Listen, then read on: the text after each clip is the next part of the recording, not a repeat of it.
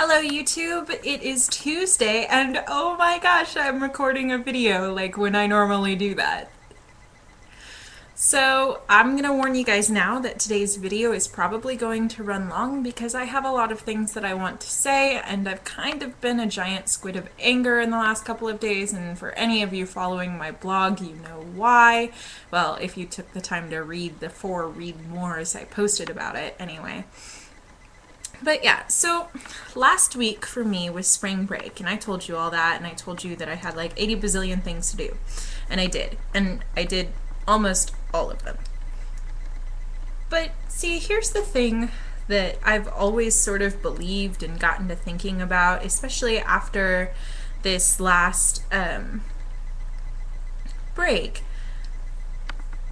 I am of the opinion that breaks should actually be breaks.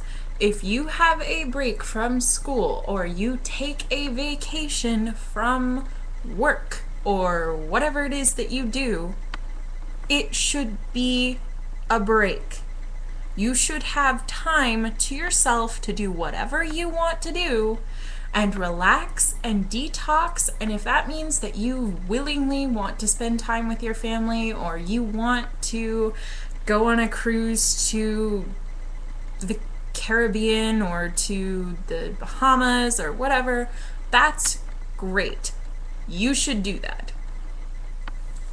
What you should not have to do is loads of homework, loads of work on your break, you're doing loads of work, loads of homework, and then in the 3 days wherein you are supposed to actually have some sort of relaxation, you are not supposed to be thrown into a bunch of awkward situations that leave you hungry, nervous, and panicky. That's not a break. And subsequently, said same break should not require a 7-hour delay in getting home from wherever you have traveled. Obviously, life happens, and that's not anybody's fault that there was a 7-hour delay. Technically, it was 3, which turned into 4.5, which then caused us to miss a connecting flight, and so we had to drive back from our connecting flight area, which was another 3 hours, which is 7.5 technically. But like, that was stressful. It was all stressful. There was not really any time for relaxation in the part of my break that was supposed to include relaxation. It was awkward, unpleasant. I was surrounded by some people who were quite rude, really, to be honest. I was put in a lot of situations where I was uncomfortable, or I felt like I was being unfairly judged by members of my family and members of complete and total strangers.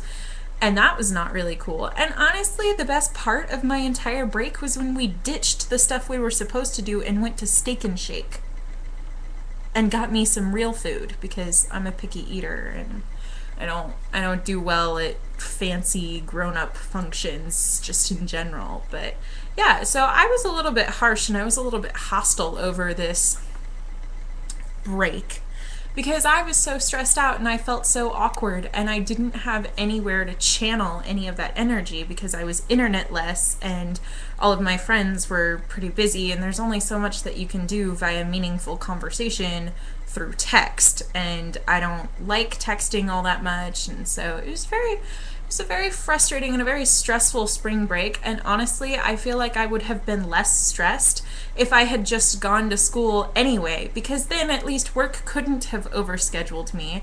I would have expected to have homework and would have had time to do it, and I wouldn't have been delayed 7.5 hours on my way back.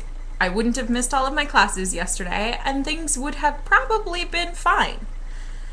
So, for any of my teacher friends or future teachers or anyone, this is why you do not assign your students homework over spring break. I don't care how old they are, I don't care what year you're teaching. No homework over spring break, Thanksgiving, or Christmas break. And obviously not summer break, but those 3. leave them alone, because they're sacred and you can't guarantee that your students are even going to have the time to do your work anyway. I'm back.